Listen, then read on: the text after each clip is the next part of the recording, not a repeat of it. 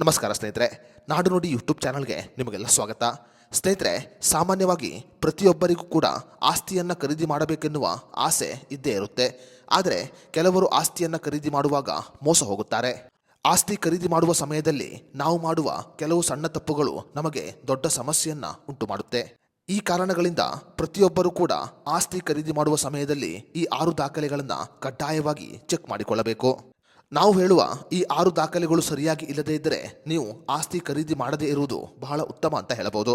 ಹಾಗಾದರೆ ಆಸ್ತಿ ಖರೀದಿ ಮಾಡುವವರು ಪರಿಶೀಲಿಸಬೇಕಾದ 6 ದಾಖಲೆಗಳು ಏನು ಅನ್ನೋದರ ಬಗ್ಗೆ ಸಂಪೂರ್ಣ ಮಾಹಿತಿಯನ್ನು ಈ ವಿಡಿಯೋದಲ್ಲಿ ನಾವು ನಿಮಗೆ ತಿಳಿಸಿಕೊಡ್ತೀವಿ. ವಿಡಿಯೋ ತುಂಬ ಇನ್ಫಾರ್ಮೇಟಿವ್ ಆಗಿದೆ, ಎಲ್ಲೂ ಸ್ಕಿಪ್ ಮಾಡದೆ ನೋಡಿ. ಹಾಗೂ ಈ ಮಾಹಿತಿಯನ್ನು ಆಸ್ತಿ ಖರೀದಿಸುವ ಪ್ರತಿಯೊಬ್ಬರಿಗೂ ಶೇರ್ ಮಾಡಿ. ಸ್ನೇಹಿತರೆ, ಮೊದಲನೇದಾಗಿ ನೀವು ಖರೀದಿ ಮಾಡುವ ಆಸ್ತಿಯ ಸಾಲದ ಕ್ಲಿಯರೆನ್ಸ್ ಇದೆಯಾ ಅಥವಾ ಇಲ್ಲವಾ ಅನ್ನೋದನ್ನು ಪರಿಶೀಲನೆ ಮಾಡಿಕೊಳ್ಳಬೇಕು. ಕೆಲವರು ಆಸ್ತಿಯ ಮೇಲೆ ಸಾಲವನ್ನು ಮಾಡುತ್ತಾರೆ. ಆ ಸಾಲವನ್ನು ಮರುಪಾವತಿ ಮಾಡದೆ ಹಾಗೆ ಇಟ್ಟುಕೊಳ್ಳುತ್ತಾರೆ. ಸಾಲವಿರುವ ಆಸ್ತಿಯನ್ನು ನೀವು ಖರೀದಿ ಮಾಡಿದರೆ ಅದರ ಹೊಣೆ ನಿಮ್ಮ ತಲೆಯ ಮೇಲೆ ಬರುತ್ತೆ. ಈ ಕಾರಣಗಳಿಂದ ನೀವು ಆಸ್ತಿಯನ್ನು ಖರೀದಿ ಮಾಡುವಾಗ ಆ ಆಸ್ತಿಯ ಮೇಲೆ ಯಾವುದಾದರೂ ಸಾಲ ಇದೆಯಾ ಅಥವಾ ಇಲ್ಲವಾ ಅನ್ನೋದನ್ನು ಚೆಕ್ ಮಾಡಿಕೊಳ್ಳಬೇಕಾಗುತ್ತೆ.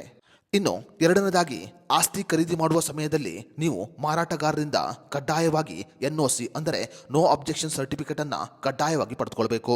ಸ್ನೇಹಿತರೆ, ಈ NOC ಸರ್ಟಿಫಿಕೇಟ್ ನೀವು ಖರೀದಿ ಮಾಡುವ ಆಸ್ತಿಗೆ ಯಾವುದೇ ವಿವಾದಗಳಿಲ್ಲ ಅನ್ನೋದಕ್ಕೆ ಒಂದು ಸಾಕ್ಷಿಯಾಗಿರುತ್ತೆ. ಆಸ್ತಿಗೆ ಯಾವುದಾದರೂ ಒಂದು ಆಕ್ಷೇಪಣೆ ಇದ್ದರೆ ಆ ಆಸ್ತಿಗೆ NOC ಸಿಗುವುದಿಲ್ಲ. ಈ ಕಾರಣಗಳಿಂದ ನೀವು ಆಸ್ತಿ ಖರೀದಿ ಮಾಡುವ ಸಮಯದಲ್ಲಿ NOC ಸರ್ಟಿಫಿಕೇಟ್ ಅನ್ನು ಪಡೆದುಕೊಳ್ಳುವುದು ಅತಿ ಅಗತ್ಯವಾಗಿದೆ. ಇನ್ನು ಮೂರನೇದಾಗಿ, ಮಾರಾಟ ಪ್ರಮಾಣ ಪತ್ರ. ಸ್ನೇಹಿತರೆ, ನೀವು ಯಾವುದಾದರೂ ಒಂದು ಆಸ್ತಿ ಖರೀದಿ ಮಾಡುವ ಸಮಯದಲ್ಲಿ ಮಾರಾಟಗಾರರಿಂದ ಮಾರಾಟ ಪತ್ರವನ್ನು ಪಡೆದುಕೊಂಡು ಅದನ್ನು ಸಬ್ ರಿಜಿಸ್ಟ್ರಾರ್ ಕಚೇರಿಯಲ್ಲಿ ನೋಂದಾವಣಿ ಮಾಡಬೇಕು. ಆಸ್ತಿ ನಿಮಗೆ ಮಾರಾಟವಾಗಿದೆ ಅನ್ನೋದಕ್ಕೆ ಇದೊಂದು ಪ್ರಮುಖವಾದ ಸಾಕ್ಷಿಯಾಗಿರುತ್ತೆ. ಭೂಮಿ ಖರೀದಿ ಅಥವಾ ಮಾರಾಟ ಮಾಡುವ ಸಮಯದಲ್ಲಿ ಮಾರಾಟ ಪತ್ರವನ್ನು ಮಾಡುವುದು ಅತಿ ಕಡ್ಡಾಯವಾಗಿದೆ. ಇನ್ನು ನಾಲ್ಕನೇದಾಗಿ, ಎಲ್ಲ ದಾಖಲೆಗಳ ಫೋಟೋ ಕಾಪಿ ನಿಮ್ಮ ಬಳಿ ಇರಬೇಕು. ಸ್ನೇಹಿತರೆ, ನೀವು ಯಾವುದಾದರೂ ಒಂದು ಭೂಮಿ ಮಾರಾಟ ಮಾಡಲು ಅಥವಾ ಖರೀದಿ ಮಾಡಲು ಬಯಸಿದರೆ ಆ ಭೂಮಿಗೆ ಸಂಬಂಧಪಟ್ಟ ಪ್ರತಿಯೊಂದು ದಾಖಲೆಯ ಫೋಟೋ ಕಾಪಿ ನಿಮ್ಮ ಬಳಿ ಇರಬೇಕಾಗುತ್ತೆ. ಅಷ್ಟೇ ಮಾತ್ರವಲ್ಲದೆ ಭೂಮಿಯ ಮಾಲೀಕರ ಆಧಾರ್ ಕಾರ್ಡ್, ಪಾನ್ ಕಾರ್ಡ್ ಮತ್ತು ಬ್ಯಾಂಕ್ ವಿವರವನ್ನು ನೀವು ಕಡ್ಡಾಯವಾಗಿ ಪಡೆದುಕೊಳ್ಳಬೇಕು.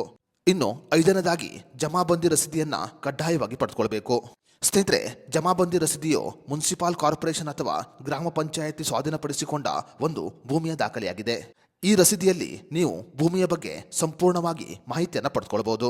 ಈ ಕಾರಣಗಳಿಂದ ಜಮಾಬಂದಿ ರಸೀದಿಯನ್ನು ಒಂದು ಪ್ರಮಾಣ ಪತ್ರವಾಗಿ ಪರಿಗಣನೆ ಮಾಡಲಾಗುತ್ತೆ. ಇನ್ನು ಕೊನೆಯದಾಗಿ, ನಗದು ಸಂಖ್ಯೆ ರಸೀದಿಯನ್ನು ನೀವು ಕಡ್ಡಾಯವಾಗಿ ಪಡೆದುಕೊಳ್ಳಬೇಕು. ಭೂಮಿಯನ್ನು ನೋಂದಾವಣೆ ಮಾಡಿದ ನಂತರ ನೀವು ನಗದು ಸಂಖ್ಯೆ ರಸೀದಿಯನ್ನು ಕಡ್ಡಾಯವಾಗಿ ಸಲ್ಲಿಸಬೇಕಾಗುತ್ತೆ. ಈ ರಸೀದಿಯ ಮೂಲಕ ಭೂಮಿಯ ಮೌಲ್ಯವನ್ನು ಕಂಡುಹಿಡಿಯಬಹುದು. ಅಷ್ಟೇ ಮಾತ್ರವಲ್ಲದೆ ಇದನ್ನು ಒಂದು ಪುರಾವೆಯಾಗಿ ಕೂಡ ಪರಿಗಣನೆ ಮಾಡಲಾಗುತ್ತೆ. ಸ್ನೇಹಿತರೆ, ಒಂದು ಭೂಮಿಯನ್ನು ಮಾರಾಟ ಮಾಡುವ ಅಥವಾ ಖರೀದಿ ಮಾಡುವ ಸಮಯದಲ್ಲಿ ಈ 6 ದಾಖಲೆಯನ್ನು ನೀವು ಕಡ್ಡಾಯವಾಗಿ ಪರಿಶೀಲನೆ ಮಾಡಬೇಕು. ಇಲ್ಲವಾದರೆ ಸಮಸ್ಯೆಯನ್ನು ಎದುರಿಸಬೇಕಾಗುತ್ತೆ.